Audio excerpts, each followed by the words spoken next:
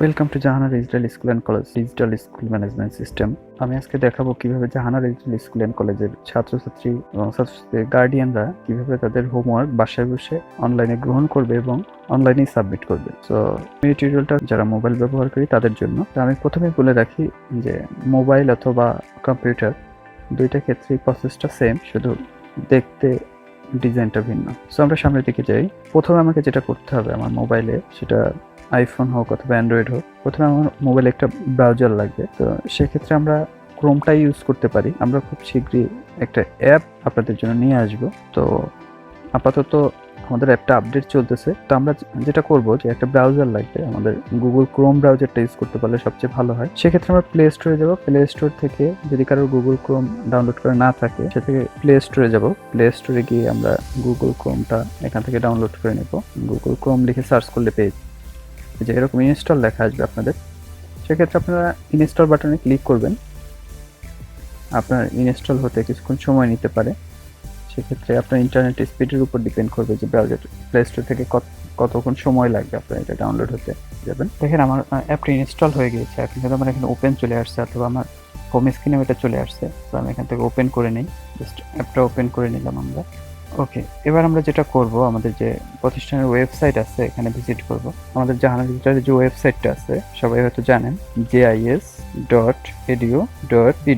সেটা দিয়ে আপনি আমাদের ওয়েবসাইটটা ভিজিট করবেন। সো এটা চলে আসার পরে এখানে দেখেন উপরের দিকে আছে online class portal. Online class পোর্টালে ক্লিক করবেন। এই বাটনটাতে ক্লিক করলে আপনাকে রিডাইরেক্ট করে একটা পোর্টালে নিয়ে আসবে, যেখানে আপনাকে কয়েক সেকেন্ড লোডিং দিয়ে আপনার সেই পোর্টালে চলে আসবে, যেখানে একজন গার্ডিয়ান লগ ইন করবেন। সো আমি এখন একটা ডেমো অ্যাকাউন্ট দিয়ে এখানে ট্রাই করব। আমাদের একটা স্টুডেন্টের অ্যাকাউন্ট দিয়ে ট্রাই করব। সেক্ষেত্রে আমার একটা অ্যাকাউন্ট সেভ করা আছে, আমি জাস্ট এই অ্যাকাউন্টটাকে ইউজ করব। দেখেন এখানে হচ্ছে প্যারেন্ট আইডি, যেটা আপনারা SMS এর মাধ্যমে পেয়েছেন। হ্যাঁ, আপনি যখন এখানে আসবেন দেখেন এখানে ইউজার নেম এবং পাসওয়ার্ড চাইবেন, যেখানে হচ্ছে আপনারা SMS এর মাধ্যমে ইউজার নেম এবং পাসওয়ার্ড পেয়েছেন। প্রত্যেক প্যারেন্টসকেই হচ্ছে ইউজার আইডি পাসওয়ার্ড দেওয়া হয়েছে। সো আমার কাছে একটা সেভ করা ইউজার আইডি পাসওয়ার্ড আছে, আমি জাস্ট আমার সেভ করা আইডি পাসওয়ার্ডটা দিয়ে ট্রাই করব।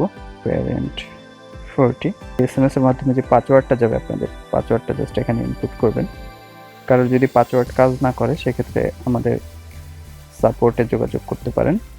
ওকে, এরপরে স্মার্ট অ্যাক্সেস বাটনটাতে ক্লিক করবেন। এখানে ক্লিক করলে আপনাকে আপনার আইডি পাসওয়ার্ডটা অ্যানালাইসিস করে আপনাকে একটা ড্যাশবোর্ডে নিয়ে আনবে। যে জায়গাটাতে আসতে আপনার কয়েক সেকেন্ড সময় লাগতে পারে, সেক্ষেত্রে আপনার ইন্টারনেট স্পিডের উপর অনেক সময় ডিপেন্ড করবে। জাস্ট এটা এখানে একটা লোডিং হয়ে আপনার ড্যাশবোর্ডটাতে চলে আসবে। দেখুন এখানে কিন্তু আমার একটা ড্যাশবোর্ড দেখাচ্ছে, যেখানে উপরে আমার কিছু অপশন আছে, ক্যালেন্ডার আছে, আমার যে স্টুডেন্ট, আমার যে আপনি এখানে গার্ডিয়ান হিসেবে দেখেন উপরে আপনার নামটা চলে আসছে, যিনি লগ ইন করছেন। আপনি যখন একটা লগ ইন হয়ে ড্যাশবোর্ডে চলে আসবেন, আপনার যে সন্তান আমাদের ইনস্টিটিউটে পড়ে তার সব ধরনের ইনফরমেশন, এক্সাম রেজাল্ট, ফিস স্টেটমেন্ট, আপনি সব কিছু এখানে দেখতে পাবেন আপনার ড্যাশবোর্ডে।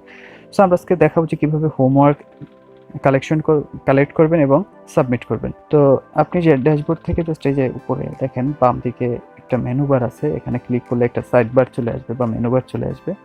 এখানে ক্লিক করার পরে আপনি হোমওয়ার্ক নামে একটা অপশন পাবেন। হোমওয়ার্কে ক্লিক করলে আপনার বাচ্চার নাম, হোমওয়ার্কে ক্লিক করলে আপনার সন্তানের নাম দেখতে পাবেন।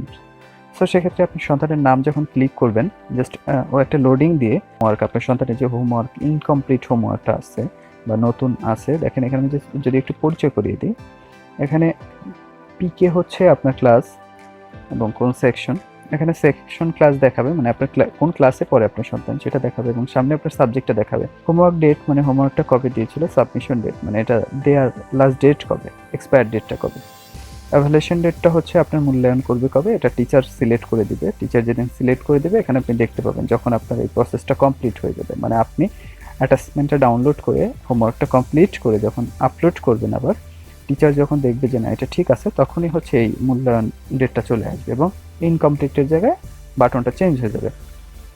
সো এখন কথা হচ্ছে এই হোমওয়ার্কটা আপনি দেখবেন কিভাবে। সেক্ষেত্রে হচ্ছে আপনি ইনকমপ্লিটে যখন ক্লিক করবেন, ইনকমপ্লিটে ক্লিক করার পরে দেখেন আপনার কিন্তু হোমওয়ার্কটা দেখাবে। এখানে টিচার কিছু একটা লিখে দিয়েছেন এবং নিচের দিকে একটু যাই, দেখেন summary, homework date, submission date, evaluation date, created by, কোন টিচার এটা ক্রিয়েট করেছে, evaluated by, class, section, subject, স্ট্যাটাসটা ততক্ষণ ইনকমপ্লিট দেখাবে যতক্ষণ না আপনার টিচার কনফার্ম করবে যে হ্যাঁ এটা কমপ্লিটলি জমা হয়েছে। এরপরে দেখেন ডাউনলোড একটা অপশন আছে, এখান থেকে আপনি আপনাকে আপনার সন্তানকে যে টাস্কটা দিয়েছে সেটা আপনি ডাউনলোড করে নিতে পারেন। জাস্ট এখানে ডাউনলোড ক্লিক করলে নিচে কিন্তু ফাইলটা ডাউনলোড হয়ে গেছে, আপনি জাস্ট এখান থেকে ওপেন করে নিতে পারেন। এখানে আমি ডেমোর জন্য একটা ফাইল ইউজ করেছি, একটা কবিতা ইউজ করেছি। আমাদের ডাউনলোড হয়ে গেছে, ডাউনলোড হয়ে গেলে এটা কেটে দিবেন। এবার হচ্ছে আপনার যে হোমওয়ার্কটা দিয়েছে আপনার গ্যালারিতে জমা হয়েছে, সো আপনি এটা গ্যালারি থেকে বের করে নিতে পারেন অথবা ফাইল থেকে বের করে নিতে পারেন। এরপরে যখন আপনার এখানের প্রসেসটা কিন্তু কমপ্লিট, তারপরে আপনি চাইলে আপনি ড্যাশবোর্ডে চলে যেতে পারেন। এখানে ক্লিক করে আপনার ড্যাশবোর্ডে চলে যেতে পারেন, বা এখানে ড্যাশবোর্ড বাটনটাতে ক্লিক করে আপনি ড্যাশবোর্ডে চলে যেতে পারেন। এখানে গিয়ে আপনার আপাতত কোনো কাজ নেই, এক্ষেত্রে আপনি অ্যাপটা ক্লোজ করে দিতে পারেন। আপনার সন্তানকে এবার আপনি যখন হোমওয়ার্কগুলো করাচ্ছেন, হোমওয়ার্কগুলো হয়ে যাবে, এবার হচ্ছে হোমওয়ার্কগুলো কীভাবে আপলোড করবেন আমি সেটা একটু দেখাই। সেক্ষেত্রে ধরুন যে আপনার সন্তানের হোমওয়ার্ক কমপ্লিট হয়ে গেছে, সেক্ষেত্রে আপনি জাস্ট মেনুতে যাবেন, আবার আসলেন সেই পোর্টাল থেকে, ওয়েবসাইট থেকে নতুন করে আপনি আসবেন, বা আপনার যদি অ্যাপটা মিনিমাইজ করা থাকে আবার নতুন করে হোমওয়ার্কে যাবেন, হোমওয়ার্ক লিস্টে যাবেন, হোমওয়ার্কের যে আপনার সন্তানের নামে ক্লিক করে ওখানে চলে যাবেন। যখন আপনি চলে যাবেন সেম অপশনগুলোই আপনার থাকবে, ইনকমপ্লিট, আপলোড অনলাইন। দেখেন আপলোডে ক্লিক করলে ফাইল এবং ফাইল 2 আপনি দুইটা অপশন পেলেন। মানে হচ্ছে আপনার যদি অধিক ফাইল হয়, আপনি অধিক ফাইলগুলো আপলোড করার জন্য আপনাকে দুইটা জায়গা দিয়েছে, এবং সেখানে আমি একটা আপনাকে টেকনোলজি দেখাবো যে আপনি অনেকগুলো ফাইল আপলোড না করে কিভাবে সহজে কাজটা করতে পারেন। সেক্ষেত্রে দেখুন যে আপনি জাস্ট মেসেজে আপনার যে নোটটা থাকলো, কমপ্লিট মাই হোমওয়ার্ক, জাস্ট আপনি যে ডাটাটা দিলেন, একটা টেক্সট দিয়ে দিলেন সাথে। এবার হচ্ছে drag and drop A file hair, এখানে আপনি দুইটা ফাইল, ম্যাক্সিমাম দুইটা ফাইল আপলোড করতে পারবেন। সেক্ষেত্রে আপনি একটা যদি আপনার এরকম হয় যে 4 পাতা পেজ, আপনি দুইটা আপলোড কিভাবে করবেন সেটাই আমরা দেখিয়ে দিব, এবং আপনাকে আমি সিঙ্গেলও দেখাবো। আপনি যদি 4 পাতা হয় সেক্ষেত্রে আপনি যেটা করবেন, জাস্ট এখানে ক্লিক করবেন, ড্র্যাগ অ্যান্ড ড্রপ করতে, এরকম যদি কোনো অপশন আসে আপনি অ্যালাউ দিয়ে দিবেন। অ্যালাউ দেওয়ার পরে আপনার ক্যামেরা আসবে, ফাইলস আসবে। আপনি চাইলে জাস্ট ক্যামেরাতে ক্লিক করে আপনি চাইলে ছবি তুলে দিতে পারেন, ক্যামেরাতে ক্লিক করে আপনি চাইলে ছবি তুলে দিতে পারেন, অথবা আপনি যেটা করতে পারেন সেটা হচ্ছে গিয়ে আপনি এখানে ক্লিক করলেন, আবার ফাইলসে চলে যাবেন। ফাইলসে চলে গিয়ে আপনি যেটা কমপ্লিট করলেন, জাস্ট আমি যদি আপনার 4টা ফাইল হয় তাহলে আপনি কিভাবে করবেন দেখেন। এভাবে হচ্ছে আপনি পাতাগুলোর ছবি তুলবেন, জাস্ট এভাবে ক্লিক করে এভাবে ছবি তুলবেন। এখন হতে পারে যে আপনি ভুল ফাইল আপলোড করেছেন। দেখেন আমার 4টা পাতা, হ্যাঁ, আমি কিন্তু ছবিটা তুলেছি কীভাবে, পেজ 1 পেজ 2 এক করে আমি জাস্ট মোবাইল থেকে ছবিটা তুলেছি। আবার যদি আরও 2টা ফাইল হয় সেক্ষেত্রে আপনি সেমভাবে প্রসেসটা কমপ্লিট করতে পারেন। দেখেন এই যে আপনার কিন্তু 4টা ফাইল আপলোড হয়ে গেল, মানে 4টা ফটো এক জায়গায় চলে আসলো। আবার চাইলে আপনার কম্পিউটার থেকে এডিট করে একত্রে করে দিতে পারেন। এবার যদি আপনার ফাইল ভুল হয় কোনো ফাইল আপলোড করতে, সেক্ষেত্রে আপনি রিমুভের উপর ক্লিক করতে পারেন, যে আপনি ভুলে নিচেও আপলোড করে ফেলছেন। যদি 2টা হয় তাহলে একটা জায়গায় আপলোড করে দিলে হলো, আবার অথবা হচ্ছে আপনি উপর নিচ করেও দিতে পারেন। আর হচ্ছে শুধু আপনি যে কোনো একটাতেও আপলোড করে দিতে পারেন, কোনো রিকোয়ার্ড কোনো এখানে নেই। সেক্ষেত্রে আমি জাস্ট একটা ফাইল আপলোড করেই দেখাচ্ছি। দেখুন আমি জাস্ট ক্লিক করলাম, ওপেন দিলাম। আমি রিমুভ করতে হয়, এখানে একটা রিমুভ বাটন আছে, আপনি রিমুভ বাটনে ক্লিক করতে পারেন। ওকে, আমি আপনার এখানে 4 পাতায় আপলোড করি, জাস্ট হয়ে গেল। কিন্তু আমার কিন্তু 4টা পাতা আপলোড হয়ে গেল। দেখেন উপরে 2 পাতা, নিচে 2 পাতা। আপনাকে ছবি তোলার ক্ষেত্রে এই ব্যাপারটা কিন্তু খেয়াল রাখতে হবে যে আপনাকে আপনার 2টার বেশি ফাইল আপলোড করা যাবে না। সো তারপরে যদি বেশি ফাইল আপলোড করতে হয় সেটা আমরা ধীরে ধীরে আপডেট করবো আশা করি। আচ্ছা, যখন আপলোড হয়ে গেল, এবার হচ্ছে আপনার এখানে মেসেজ শেষ, ফাইলগুলো আপলোড শেষ। এবার জাস্ট আপনি সেভ বাটনে ক্লিক করবেন, আপনার রেকর্ড সেভ হয়ে গেছে। আপনি যদি ইন্টারনেট একটু স্পিড স্লো হয় সেক্ষেত্রে টাইম লাগতে পারে। দেখেন আপনি এবার ফাইলগুলো কোথায় দেখতে পাবেন, জাস্ট আবার আপলোডে ক্লিক করলে আপনি যে 2টা ফাইল আপলোড করেছেন এখান থেকে কিন্তু চাইলে আপনি ডাউনলোড করে নিতে পারেন। দেখেন আপনি জাস্ট ক্লিক করে যে কোনটার উপরে ডাউনলোডের উপরে ক্লিক করে আপনি কিন্তু ডাউনলোড করে নিতে পারেন, মানে ফাইলগুলো আবার দেখতে পারেন। মানে ওই টাইমের মধ্যে আপনি চাইলে এটাকে এডিট করে নিতে পারেন। সেক্ষেত্রে আপনি আবার যদি আমি চাইলে কিন্তু আমি এখন আপলোড করতে পারবো। হ্যাঁ, এটা আপনি আপলোড করতে পারবেন ঠিক যতক্ষণ আপনার এক্সপায়ার না হয়ে যাবে। তো সেক্ষেত্রে আপনি কিন্তু আপনার যখন এটা এক্সপায়ার হয়ে যাবে, ধরুন হচ্ছে এই ডেটটা যখন এক্সপায়ার হয়ে যাবে তখন কিন্তু এখানে এই সেভ বাটনটা দেখাবে না, হ্যাঁ, বা আপনি হচ্ছে আপলোড করার জায়গাটা পাবেন না। আপনাকে এই ডেটের আগে কিন্তু করতে হবে।